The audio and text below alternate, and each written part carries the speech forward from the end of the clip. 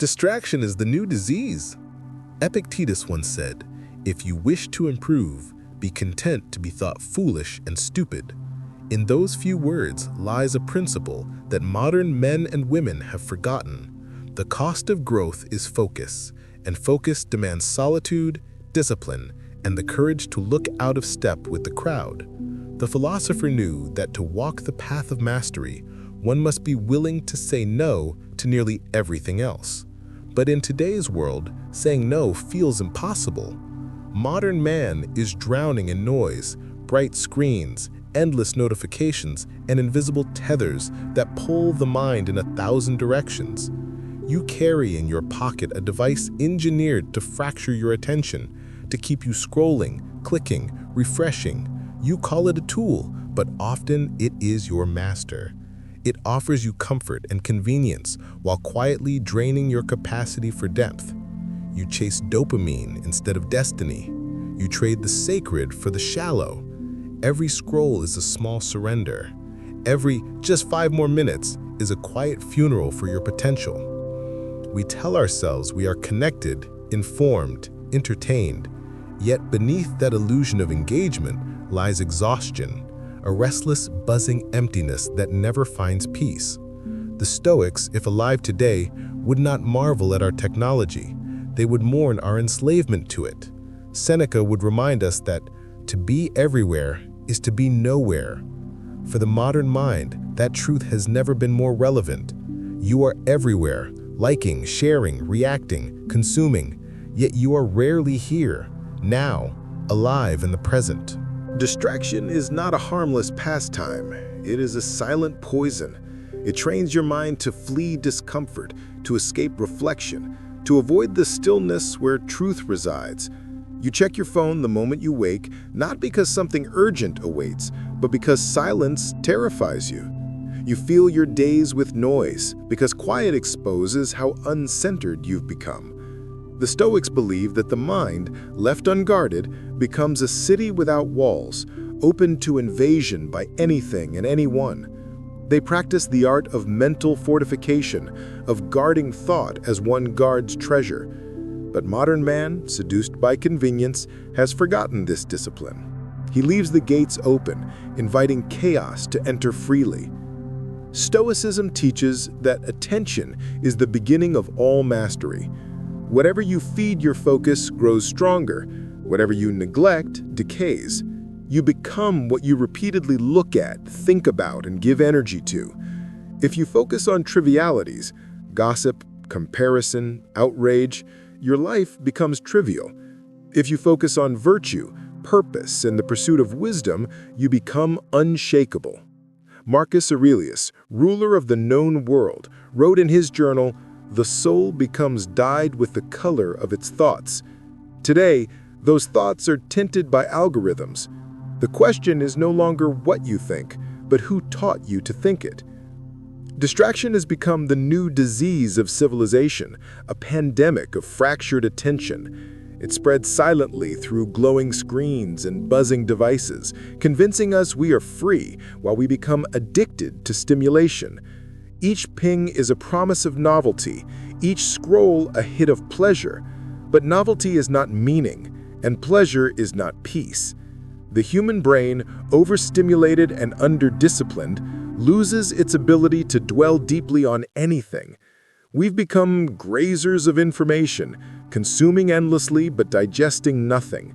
The consequence is spiritual malnutrition. We live in an era of abundance, and yet suffer a famine of focus. We can access all knowledge, yet we struggle to know ourselves. We can communicate across oceans, yet we cannot hold a conversation without checking a screen.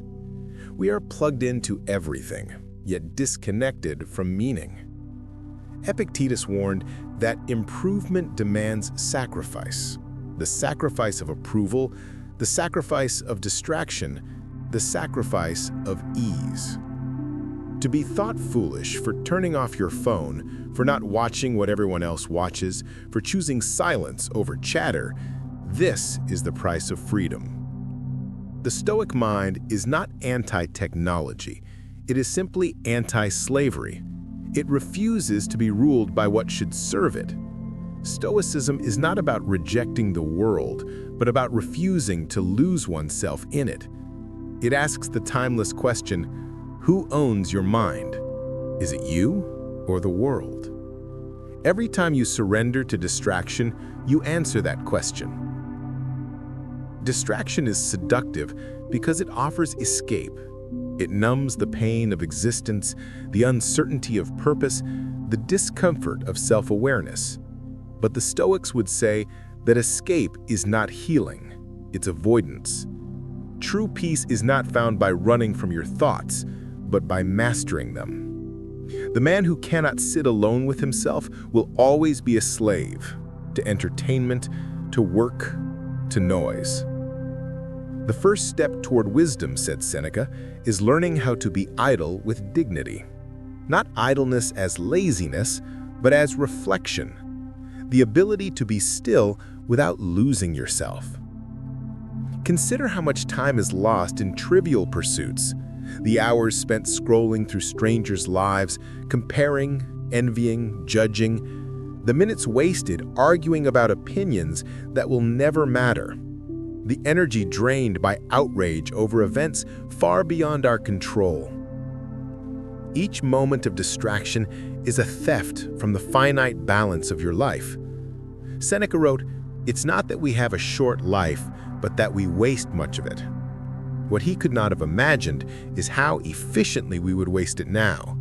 Thousands of hours gone to endless loops of digital indulgence. We are not running out of time, we are throwing it away.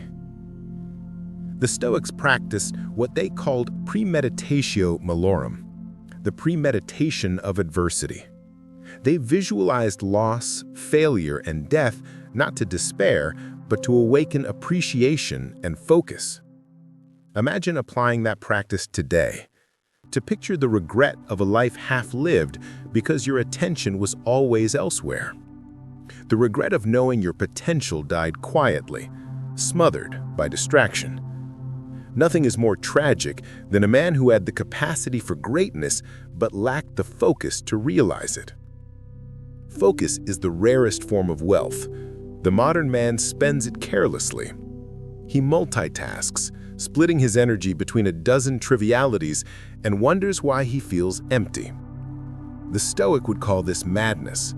To them, the act of doing one thing well was sacred. Marcus Aurelius wrote, "Concentrate every minute on doing what's in front of you with precise and genuine seriousness." There is power in that simplicity. The man who can give his full mind to one act, writing, speaking, thinking, taps into an ancient kind of strength. The modern antidote to distraction is not complexity, but clarity. It begins by recognizing that attention is life itself. Whatever you give attention to becomes your reality. Guard it, and you guard your soul. Waste it, and you waste yourself. Turn off the noise, not because silence is easy, but because silence is necessary. Within it, you rediscover who you are beneath the static. Do not let advertisers, politicians, or influencers rent space in your mind for free. Every time you absorb their noise uncritically, you surrender a piece of sovereignty. Every product, every campaign, every click is designed to steal focus and replace it with desire. Desire for things you do not need. Desire for approval from people you do not know. The Stoics taught that true freedom lies in wanting less, not having more. To be content, disciplined, and self-directed, that is wealth no market can sell you. Time wasted in distraction is not neutral, it is corrosive. It eats away at your clarity, your creativity, your ability to feel alive. It dulls the edge of your will until you forget that you were once capable of greatness. The more you consume, the less you create. The more you react, the less you reflect. And without reflection, there can be no wisdom. So take back your mind. Build boundaries around your attention as a philosopher would build walls around a city worth defending. Decide when to use technology, not the other way around. Replace scrolling with study. Replace reaction with reflection. Replace the infinite with the intentional.